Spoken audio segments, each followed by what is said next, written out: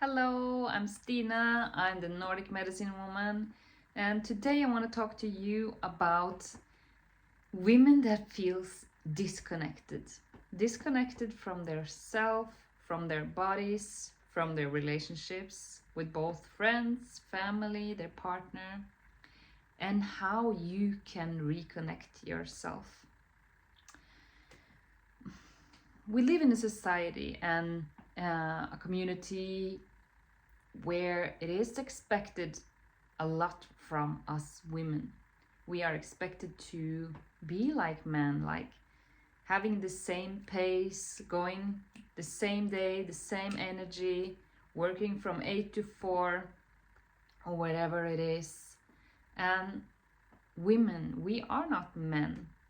Men, they wake up in the morning full of testosterone. And then during the day, testosterone goes down, down, down, down, boof, they go to sleep, they wake up full of testosterone. And then it goes down, down, down, bam. They are like the sun. But women, we are like the moon.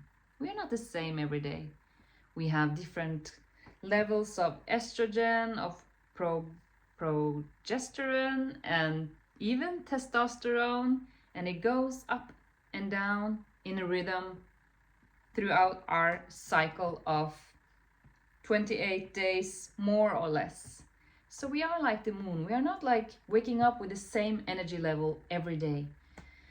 Some days we feel drained, we just want to rest, and our body craves for rest. But the society tells us we need to wake up, we need to have the same energy, the same pace every single day.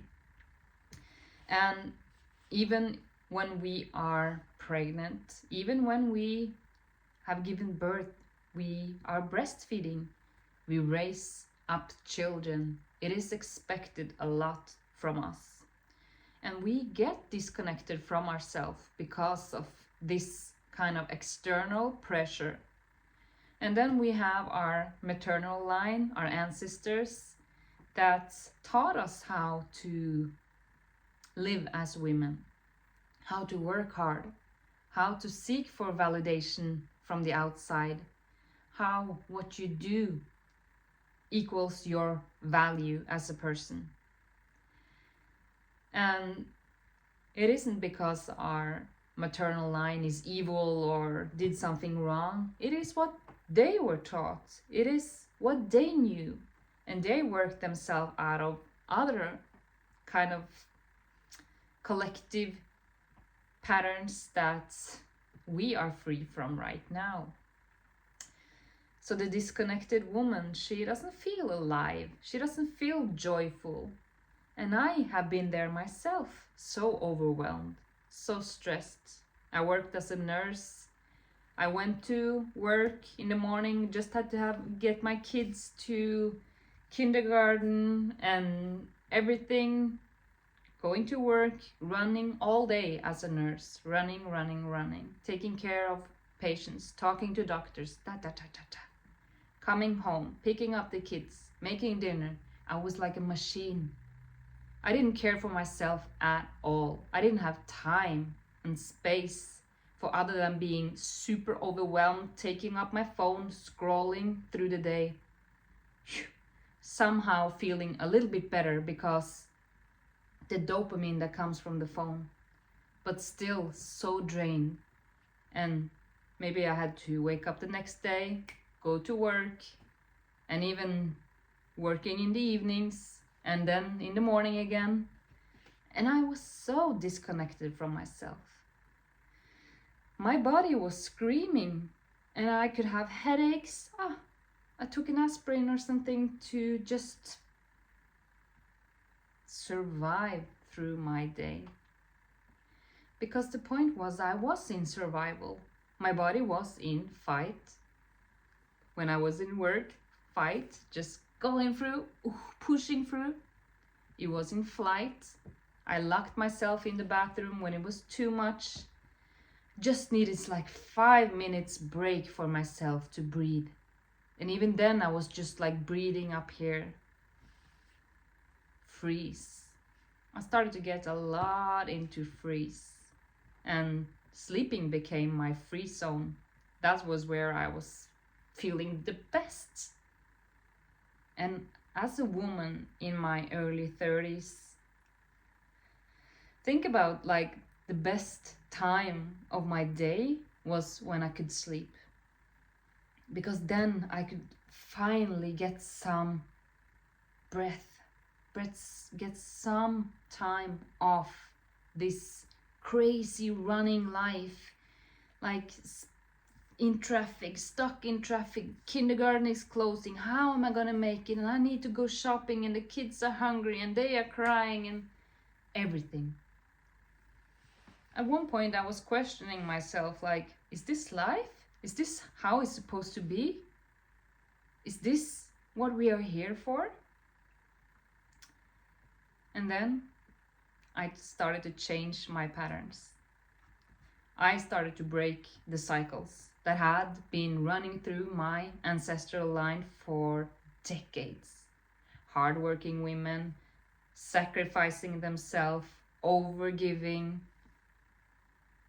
really into gossiping, into complaining. I was complaining about everything.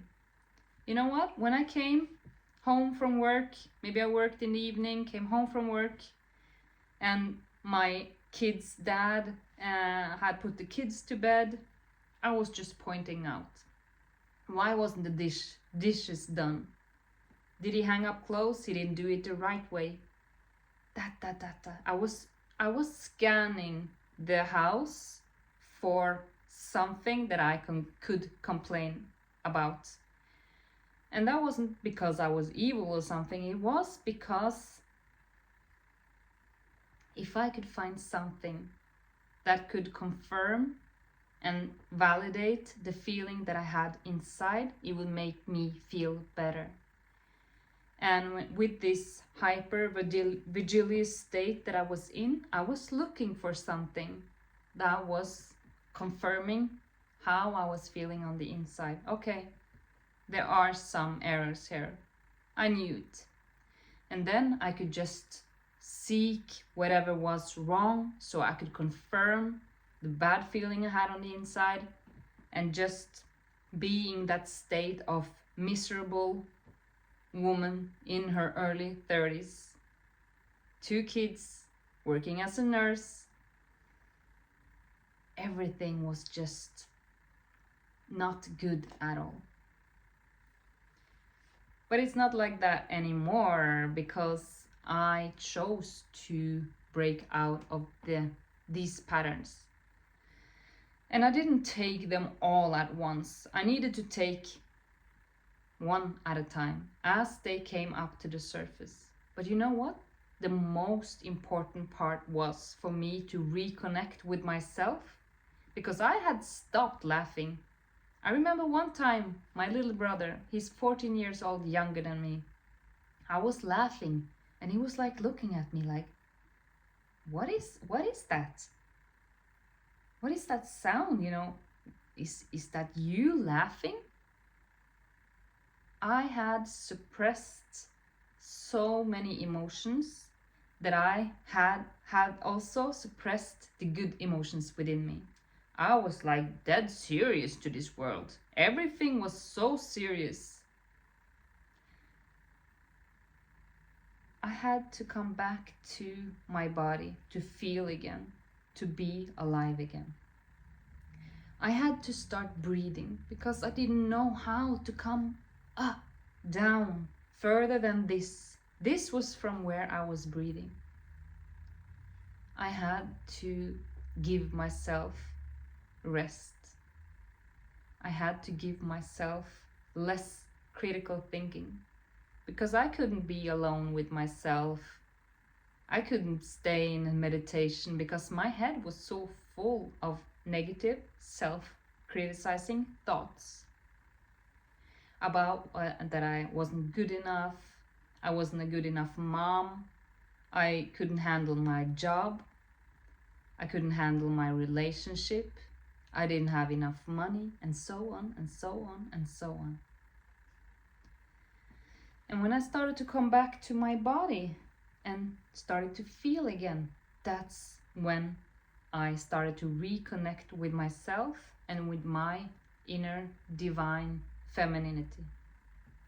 And from there it took me years to go through everything, to awaken to my own self-worth, to awaken from all of these patterns that was so deep within me, of codependency, of searching for toxic relationships that just could give my nerve system the confirmation that I just deserved crumbles, that I just needed the external validation to see that I was good enough by doing. I was so programmed into doing. And this was from my maternal side. And this was survival for us. For my mother, she needed to do, or else the whole family would had collapsed when my father left on the day when she was 25 with 3 kids under school age. He left the country and he never came back. It was survival to go into the masculine role and do. So if you feel that you recognize yourself in being disconnected from yourself, from the world, or being in a state of complaining, or even being a victim of life, then this is for you, my dear sister. Because there is something happening now on the collective side. It is women waking up, women not dimming their light again, not being taken for granted is the worst thing I know. Not accepting breadcrumbs, not from partners and neither from friends. Because I had a tendency to search for friends that didn't have capacity to meet me, to talk to me, to even hold me in when I needed to be held. But I was overgiving. I was overgiving in so many levels because that was what I was taught from when I was a kid. When I give, when I notice, and I had an X-ray vision for everything everyone else needed except myself. So I was an expert. I always knew what someone needed for a birthday, Christmas. I remembered that one time 2 years ago they said they needed that specific thing and I would get it for them. I would make them feel seen. I would make them feel happy. And for that instant second I would feel good because that was my validation. But that kind of value within me didn't last for long. Then I needed to do something new for others. Then I needed to go wash my mother's house until I was so tired of giving myself, giving my light, giving my power to other people. And no one asked me to give away my power, but I chose to. And this was a hard way of learning, but it was a way of learning. So I could come here and sit here and say, no one will ever take my power again. I will not give away my power to please other people again. And to be a woman that doesn't search for validation anymore, to be a woman that is so grounded in her own body that she could feel within herself, scan her body and feel that, okay, right now I'm being triggered. I'm being triggered by my mother, my brother, whatever it is. And why am I being triggered? It is this wound. And I allow myself to sit with that emotion. I allow it to go through me. If it's anger, if it's sadness, if it's overwhelmness, frustration, irritation, I sit with it. I observe it. I don't drown in the emotion, but I allow myself to be in that emotion. And what happens is the emotions, they don't stick for so long. Often it's us that we are holding on to that feeling, that emotion, and we don't want to let it go because it's a part of us now. You're a part of me now. But if we allow it just to go through us like a wave, and then let go, and maybe address something, maybe set a boundary, maybe express or write down, then you will feel so much more empowered within yourself. Disconnected women, they are longing for aliveness. I was longing so much for aliveness. I was longing for joy. I was longing for laughter. I was longing for freedom, just to get some time to breathe. I was longing for a rest without guilt tripping myself. I had so many intruding thoughts about how I should feel ashamed and guilty when I was resting, when it wasn't the night. I had so many criticizing voices telling me why I shouldn't rest, what I should do. I should have done this, you should have done this, you should have done that. And even so, when I did rest, because I didn't have a choice, then I had to hurry up and do something before the other ones came back home, just so they could see that I didn't just lay on the couch all day. I wasn't lazy. So, you see, you're not alone. And it doesn't have to be like that. I have had so many laughters this year that my stomach hurt, you know? I remember that from when I was like 14, how you can laugh until you're almost screaming, your stomach hurts so bad. And that's so great. And I have had so many cries. I cried like a baby. And it feels so good after. And I felt angry. And I have stomped and screamed and written down and been upset. And when I get it out of my system, it feels so good. You are allowed to have every feeling you have. But it's your responsibility to feel it, my dear. And I know it's not easy. And I know many women are scared that if you open up the emotion, everything will flow out. But just know that you will get just as much as you can handle. And you feel better after. I had such weight on my shoulders from I was very young. I took responsibility for other people. Now I don't do that anymore. I have taken this backpack off my back and I put it where it belongs. And when I notice myself taking responsibility for others, then it's my responsibility to stop and say, okay, what did I just do? Did they ask me? No. Why did I do it? It's an old pattern of pleasing. Okay. I went into pleasing. Okay. But now I'm not going to please anymore. I will take care of myself. And I will stop and I will listen to my body and I will ask my body, because our body is so intelligent. And I will ask it, what do you need?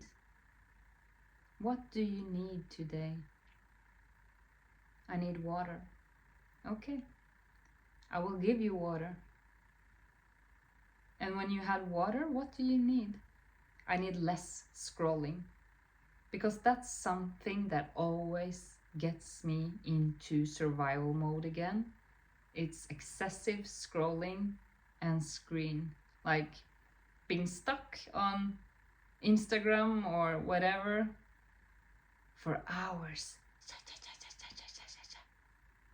And you forget how it is to be present. Your head feels like it's boiling. You get so much information into your brain that needs to be released in some way. Less scrolling, more presence.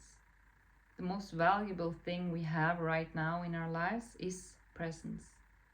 And when you are able to be present in your own life, with your kids, with your partner, with your friends, with your family, that's the greatest gift you can give them. When you are not playing these old screens in your head, looking at the past, the future, restless, stressed, when you're able to feel your groundedness in your body, to feel like you are here, to breathe, to be here, to feel this hot cup of tea between your hands, when you're able to smell the smell of incense in your room or whatever it is, you can smell the food from your kitchen, when you're able to listen what sounds are outside your window, when you're able to notice that you are hungry, when you're able to notice that you are warm or cold, how soft the sweater is, how soft your skin is,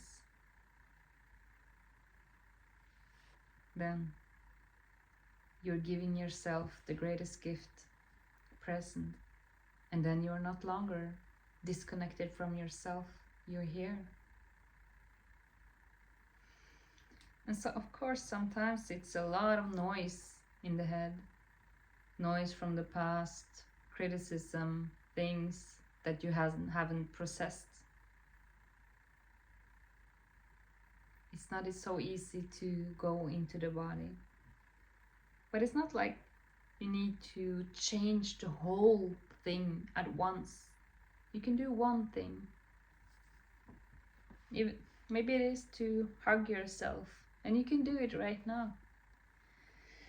Just hold yourself, maybe a firm hold, just telling your body that you're here, I'm here. You don't even have to believe it, because your body can feel it. It can feel the warmth of your hands, you can feel the soft touch. I'm here.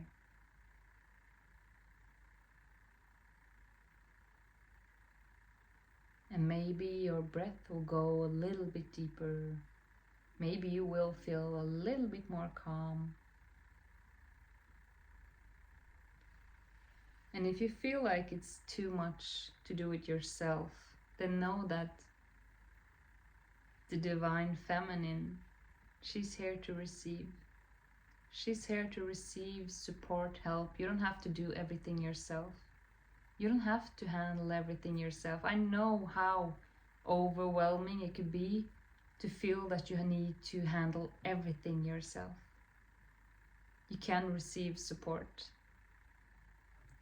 And if you want to have a discovery call with me and to see if I could be the one supporting you, then you are most welcome to talk to me, and I will show you how it is to be seen, and I will show you how you can come from this disconnected feeling to aliveness within yourself. I will show you the keys that you need to open this door within yourself. I will show you your biggest potential, because I have the ability to see you behind the masks, behind the wounds, behind the stories, behind the roles you're playing out. I'm able to see who you truly are, and I'm able to show you this exactly key to unlock the true self of you. So if this is something you want to invest in yourself, to really step into the divine version of you, where you feel more calm, ease, where you feel more alive, juicy, where you feel more present and in touch with your inner strength, inner power, because we're so creative as women, then you are welcome to have this intuitive alignment call with me. You'll find the link in the bio. And for all women out there, if you have watched until now, then you are one of them. You are one of them that carries the light. That you're one of the brave women You want to step out of this disconnection, right? You want to feel more alive. And you're already doing it by creating this awareness around you, around yourself. And I'm proud of you. And I know I've been there, I've been you. And I know it is possible to step out of it and to experience more joy, abundance, juiciness, aliveness. It is possible. Sending you lots and lots of love and care right where you are now.